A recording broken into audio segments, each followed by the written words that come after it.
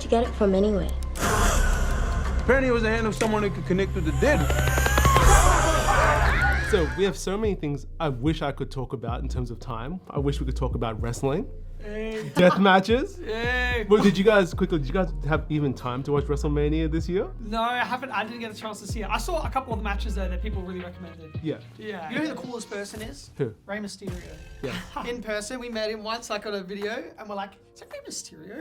And Yeah, it was yeah. actually him. He is the nicest guy in the world, man. I love Rey Mysterio. That is my dream. Just that little forehead bump from Rey Mysterio. Oh, my yeah. God. Oh my God. But we're here to talk about your directorial debut, Talk to Me. So first things first, what initially inspired the film and how did you come up with the idea for this soon-to-be iconic hand? Rey Mysterio. Yeah. There was like one of the big inspiration points for me were these neighbors that we watched grow up. These 3 kids that like lived down the road, and then as they were growing up, one of them was experimenting with drugs, and they were having a really negative effect to the drug that they were taking, and they were with a group of friends on the floor convulsing, and everyone that they were with were like filming him and laughing at him. And like I just remember seeing that footage and it really scaring me. So like that was the basis of an idea and like this thing that I was loosely writing. And then Daley Pearson sent this short film about like kids that were like having fun with possessions. And so like I read his short film and he sent it to me. He's like, do you want to direct this? I was like, oh, can I do a pass? And I did like, I wrote a pass scene, like inserted characters that I was already working on in another project, which was like Mia and Riley and Jade. And then yeah, once I started writing, I couldn't stop. And then before I knew it, we had like 80 pages, sent it over to our co-writer Bill Hinsman, and that was like the start of it. So yeah. And the hand. Yeah, finding the. Oh yeah. Oh yeah, the hand also was like it came in the second draft of the script that would like it just said haunted objects in the initial thing. But I just remember like a story, like when I was 16, I was in like a really bad car accident and like I cut my face open. They thought I might have broken my spine, all this sort of stuff. And I was in hospital and I just physically couldn't stop shaking. And I put on the heaters, they gave me blankets and they were just trying to get me warm and they couldn't. And my sister came in, she sat next to me and she held my hand and the shaking just stopped. And it wasn't because I wasn't shaking because I was cold, I was shaking because I was in shock. And like the touch of someone that I loved brought me out of it. And so like hands and touch and connections between people was already such a big, strong motif throughout the film, like through the initial script, that once like we like thought of that as being the icon for the thing, it just fit. Yeah, physical, representation of the themes. And like she's so desperate for someone to reach out to her and to connect with someone. It's just this reaching, desperate hand, That's right behind you.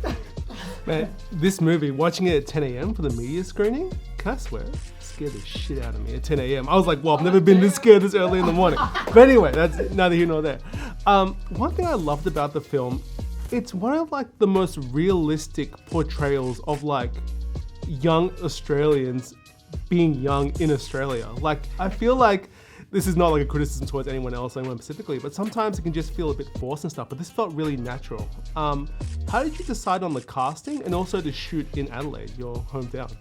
Oh my gosh. Well, Michael could talk about shooting in Adelaide. Well, originally it was, we were going to do it with like a Hollywood studio, but their notes, we weren't, we didn't really agree with their notes creatively, and you always hear those horror stories about, someone's vision getting taken away from them, a director.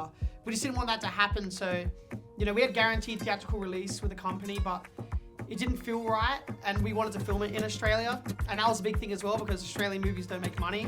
So it was, apparently. Yeah. But like, it just felt like the right thing to do, and like before, we were in YouTube or any of that stuff, we crewed on films, and a lot of people that I worked with there, like I made like a lot of friends through that, and like, so there was a lot of people that we worked with back then from like every single department, grips, makeup, gaffers, grips, caterers, that like we bring in on this film as well. So it was like kind of been surrounded by family, and like doing it Australian was, it just felt right. And I think for every project, no matter what we sign on to, I want to bring it back to Australia and shoot in Australia, everything. So every meeting we're having, I'm like, oh, can we shoot Australia? Can we shoot Australia?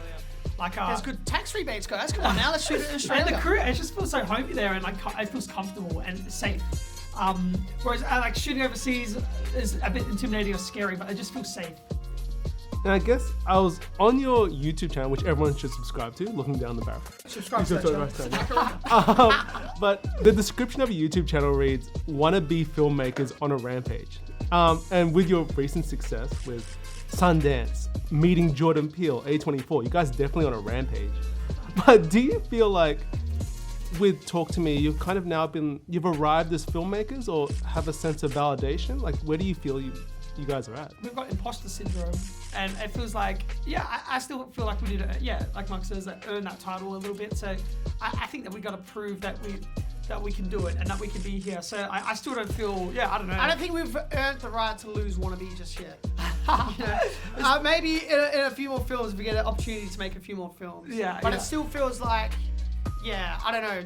When you look at real filmmakers, Jordan Peele, Ari Aster, stuff like that, I don't think we're there. So maybe one day. I don't know. Still wannabes. I guess as a last question, I think it was in the latest video, but you were saying that how do you can entertain people for 5 minutes, but can you do it over 100 minutes? So I guess as the last question, for any advice for any up-and-coming content creators or filmmakers looking to make that leap from 5 minutes to 100 minutes, what advice would you give them, specifically also for filmmakers in Australia? Don't be afraid to cannibalize ideas a little bit. So like if you have multiple projects that you're working on, maybe try an exercise of taking all the best parts from everything that you're working on and put it into like this one ultimate script that is totally your voice and is expressing all these things that you want to express. Like I feel like if you try and save ideas too much, then the idea you're working on at the moment might feel a little bit bare. So like I thought that was a fun exercise while I was writing. It was like to take everything and then put it into this one thing. Was a cool exercise. So I recommend that as like and just starting as well. A lot of people get like, they have the idea in their heads, but they don't want to make it, or they don't want to write it out because they're trying to wait for the right, like learning about structure or something like that. Like just start, get your ideas on a page. Even if it's like, completely messy with no direction or anything, just start getting those ideas on a page and you start molding it from there. So just start, don't wait. Just start writing.